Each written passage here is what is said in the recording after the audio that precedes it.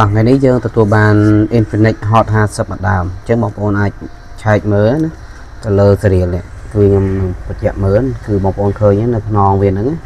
គឺយើងយកទៅឆែកនៅក្នុង Google ទៅប៉ុន្តែសម្រាប់ Hot 50 ម្ដងនេះគឺគាត់មានបញ្ហាទៅលើការផ្លេចលេខកូដដៃបងប្អូនគ្នា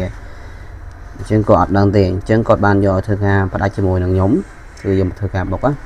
អញ្ចឹងយើងអាចធ្វើការផ្ដាច់បានគឺយើងត្រូវតែមាន tool មួយដែលមានឈ្មោះថា unlock tool ណាបងប្អូនអរគ្នាអញ្ចឹងយើងទៅមើលនៅលើកុំព្យូទ័រទាំងអស់គ្នាទៅនេះជាកម្មវិធី unlock tool បងប្អូនអរគ្នាតែ unlock tool នេះជាប្រភេទ unlock tool license ណាបងប្អូនអរគ្នាមិន unlock tool free ណាព្រោះ unlock tool អត់មាន free ទេបងប្អូននេះគឺជា license ទេបងប្អូនណា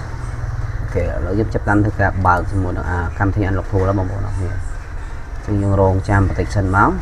ទៀតវានឹងចូលទៅដល់មីនុយហើយ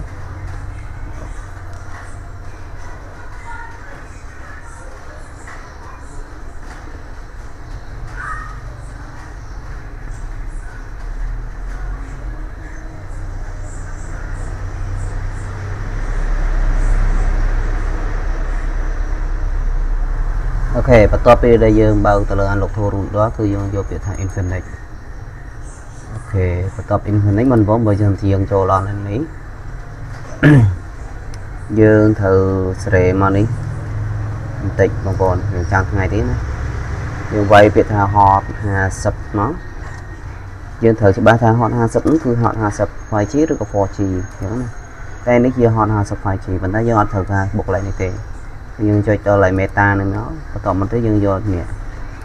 យកឡើងនឹងមកដូចតាមខ្ញុំមកអូខេអញ្ចឹងនៅលើកុំព្យូទ័រគឺយើងធ្វើតែប៉ុណ្្នឹងទេឥឡូវយើងទៅមើលនៅលើទូរស័ព្ទដៃយើងម្ដងទៀតសិន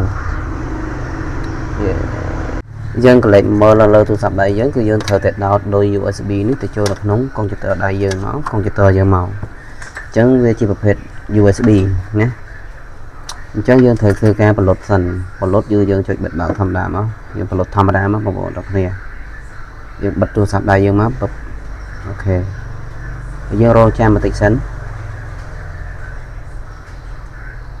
យើងរងចាំបន្តិចសិនណាបងប្អូនទាំងគ្នាអូខេបន្ទាប់មកទៀតគឺយើងធ្វើការដោតដោយមុនធ្វើការដោតដោយនឹងគឺយើងត្រូវប្រើទៅលើ William ទាំងសងខាងនេះចុចដំណើរគ្នាទាំងបូកទាំងដកនេះគឺយើងចុចដំណើរគ្នាដើម្បី boot ចូលទៅក្នុងកុំព្យូទ័រដៃយើងណាអូខេអញ្ចឹងយើងចាប់ផ្ដើម boot វាមកណាអូខេតោះមកយើងដោតដោយចូលអញ្ចឹងទៅយើងទៅមើលលើកុំព្យូទ័រអញ្ចឹងកុំព្យូទ័រវាបានធ្វើការផ្ដាច់ហើយបងប្អូននេះគឺកុំព្យូទ័រវាកំពុងតែធ្វើការរងចាំកុំព្យូទ័រវាកំពុងធ្វើការរងចាំហើយបងប្អូននេះវារងចាំហើយអញ្ចឹងរងចាំបន្តិចទៀតទៅវានឹងដាច់វានឹងធ្វើការផ្ដាច់កូដនឹងឲ្យយើងហើយណាអូខេហើយយើងរងចាំបន្តិចសិនទៅអូខេហើយវាចិត្តបុកដាច់ហើយអូខេយើងបានធ្វើការបុកដាច់បាត់ហើយបងប្អូនអូខេអញ្ចឹងយើងអាចទៅមើលនៅលើទូរស័ព្ទដៃយើងកំពុងធ្វើការបើកឡើងវិញនេះវាកំពុងធ្វើការបើកឡើងហើយចាំបន្តិចសិនទៅអូខេ